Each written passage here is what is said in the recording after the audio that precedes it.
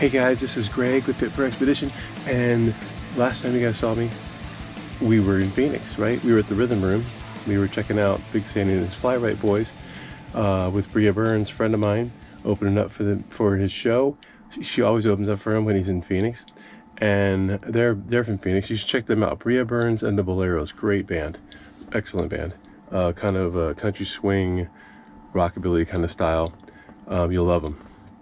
Anyway, so we were in Phoenix, and it was, you know, it's pretty pleasant out. It was probably highs of, I don't know, 70, maybe 60 something, high 60s. And in the evening, it got down to about 40, which is great, 45. So, you know, you just keep the windows shut. You don't even need the heaters. Anyway, so we're back home. We're back near Tucson. And we are, well, I am getting ready to go back out on the road. And guess where I'm going this time? And Kelly's not going to be traveling with me, but she might be meeting me with in the minivan or in the F-150 on the road. So guess where I'm going this time? You'll never guess. You'll never guess. I'm going to Phoenix. Here's the problem. And here's why I'm going to Phoenix first, and then I'll tell you the problem. So going to Phoenix because it's I think it's the 13th annual. Could be wrong on that. This is 2025, so if you're watching this in years to come, it's 2025 edition of the Arizona Rockabilly Bash, which is a huge music and cultural festival. Rockabilly, 50s style, you know, older cars, rat rods, really nice classic cars. I mean, all varieties in between, drag races with the old school cars. And let's see, music all day and night. It's Friday is 6 hours and Saturday is, I think, a 12-hour event. If you buy one ticket, it's like $35, something like that, and it's good for both days. So I'm planning on going up there on Friday, the 21st, and enjoying that for just, you know, maybe 2-3 hours, and getting settled in a camping spot, which you don't want to be camping when it's, you know, 90 degrees during the day even. I mean, it's going to get down in 60 something at night, so not too bad. But in Phoenix, it's going to be 90 degrees on that Wednesday the 26th, the day that I was planning on urban camping. Okay, that's the real problem.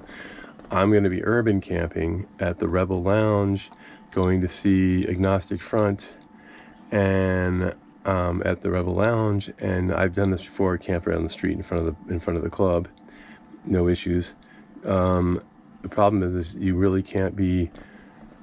I don't have a setup to run the generator. I don't have a box on the back of the truck yet, and it's kind of pricey to do it too, where I can put my generator inside of it, go out there, rip the cord a couple times, get it going, and then just come in here and run my air conditioning off of it, which I can. It's only a 1400 watt generator, but I can run my air conditioning off of it. I've done it and tried it out, and it works fine.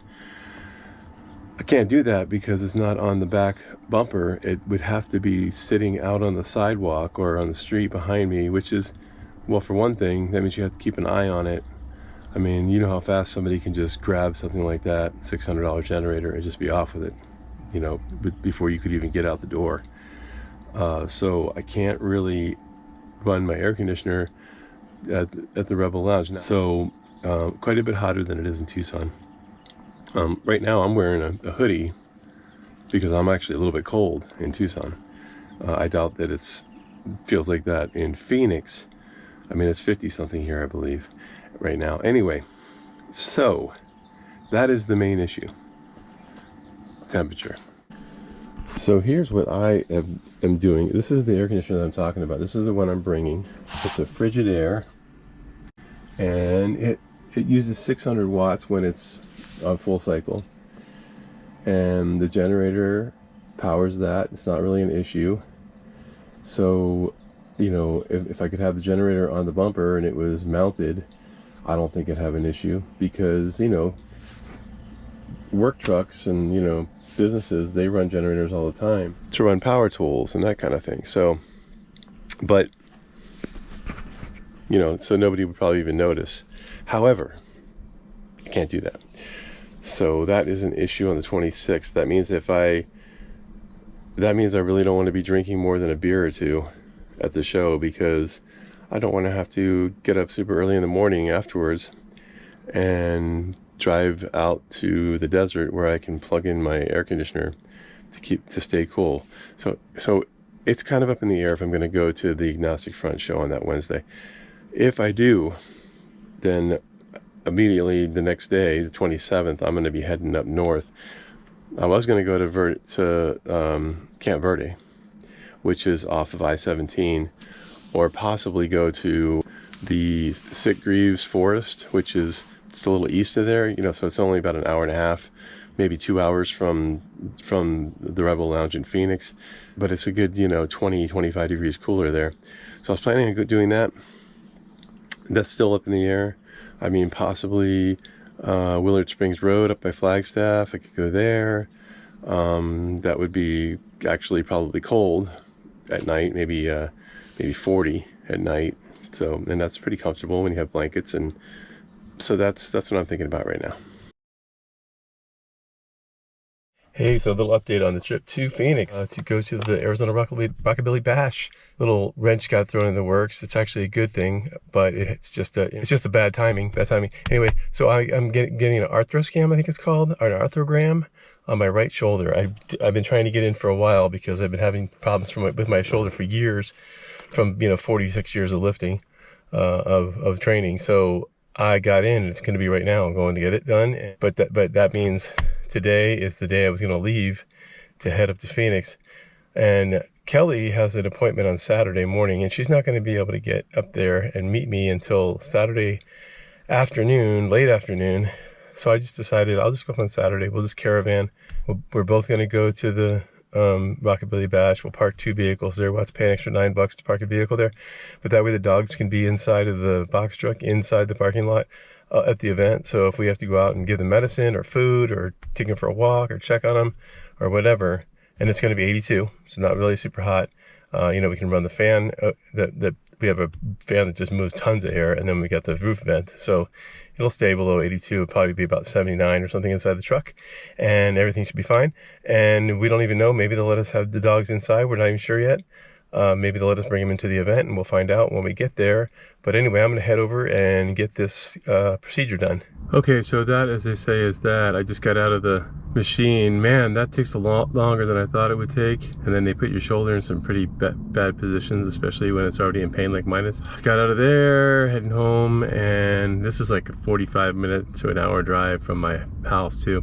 Anyway, so heading home, and then take care of I can't work out for 24 hours, which to me is a big deal because it's already 4 o'clock and 4:15 or something, so that's most of the day gone tomorrow. Anyway, it still hurts. Hopefully it won't hurt tonight when I'm trying to sleep. Hey Gracie, hey Pee-wee, you guys ready to go? Pee-wee, you ready to go?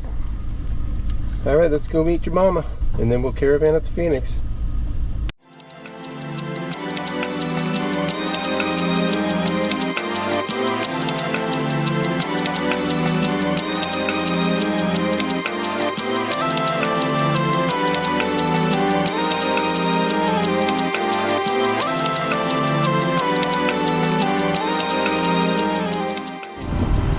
So we came into the bank here just to get some money out for the trip, and just be a lot easier for her to come over here than for me to go to where she is.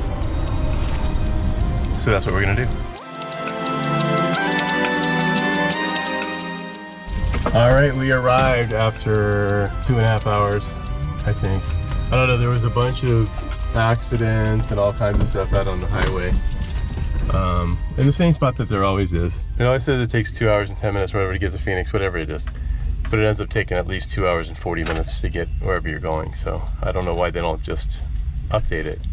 It happens every time. So right around the rest area, south of Phoenix on Interstate 10, I guess it's technically, I think it is technically south, but I guess it's actually east of Phoenix on I-10, going west, something like that. Anyway, we'll see you inside. Let's see if we can find somebody to interview here at the Rockabilly Bash. Kelly. No, thank you. I don't have anything to say. I just got here. I don't know anything what's going on yet. Well, when did you come? Did you come before? Have you ever been here? Yes. When's the last time you came? I don't out like 4 years ago. Get ready to rev your engines and rock your retro style because the 14th annual Arizona Rockabilly Bash is here. Join us in this video for an unforgettable celebration of vintage vibes, classic cars, and live music. Some of your favorite Rockabilly artists are here, or some of mine anyway. There's also pinup contests and, you know, the great car show, huge car show, drag races, everything in between.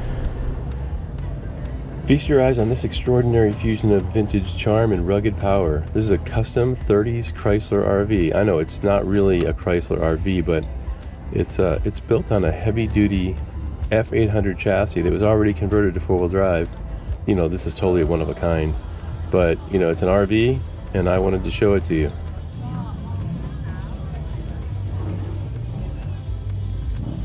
I don't think you're ever going to see another one like this. The cab, which is, you know, the Chrysler, the 30s Chrysler, that's just so custom and so original. What a great idea. The owners actually build rat rods, and they just did this in the same style as the rat rods that they build. The custom built box and interior are crafted with a bed, a kitchen with full-size appliances. It's got a bathroom with a shower, and it's just a really, really well done. And you can stand in here, that's good. There's a lot of, it's just to have cabinets right there, but they're big cabinets. Mm-hmm. The band. If you haven't been to this music festival before, I consider this to be the best music festival in Arizona. So you're missing out. Plus, with a low expense of $35 to get in for 2 days, you can't beat it. How about this dually rat rod? Another unusual one, very original, and you know, you're not going to see a lot of other vehicles like this one.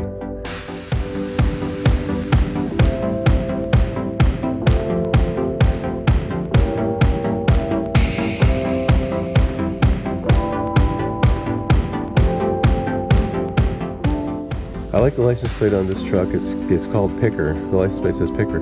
It's pulling this trailer that looks like it's an old RV. It's got you open the back and it's got the kitchen outside. It's pretty cool.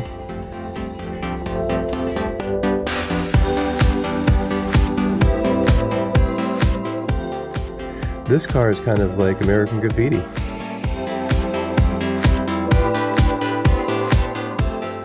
I've shot this bus before. It was really cool.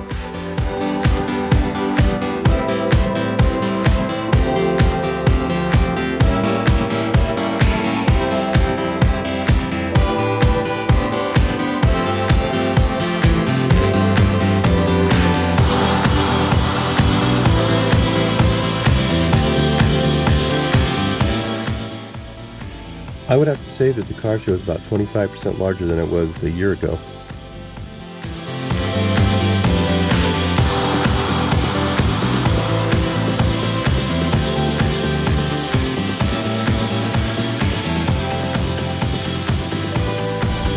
Kelly. Greg. So, what's going on? Putting my shoe on. I know, but we came back here to take a break, huh? Yes. We came to visit the puppies. That's Gracie. And that's Pee-wee.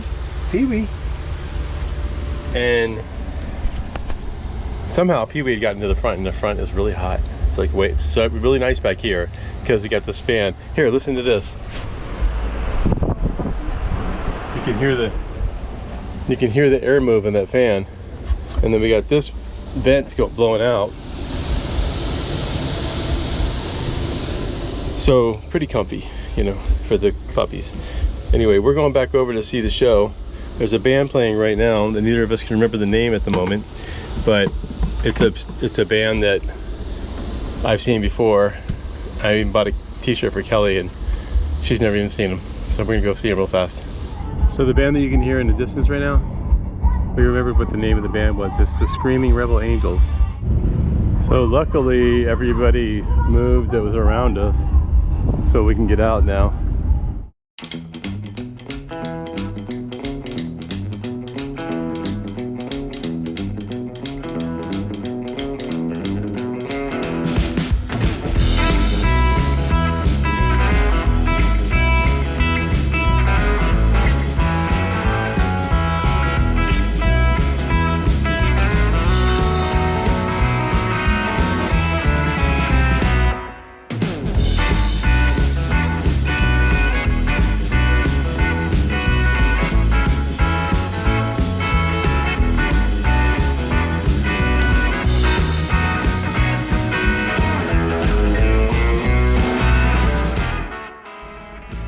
Well, I'm going to end this video right now before it gets too long.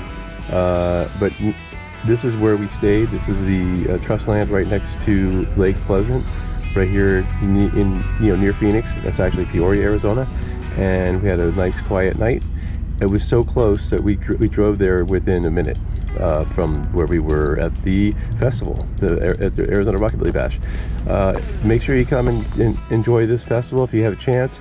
It's in March every year, and this was, like I said, the 14th annual. And we will see you next time on Fit for Expedition. Please hit the like and subscribe. We'll see you later.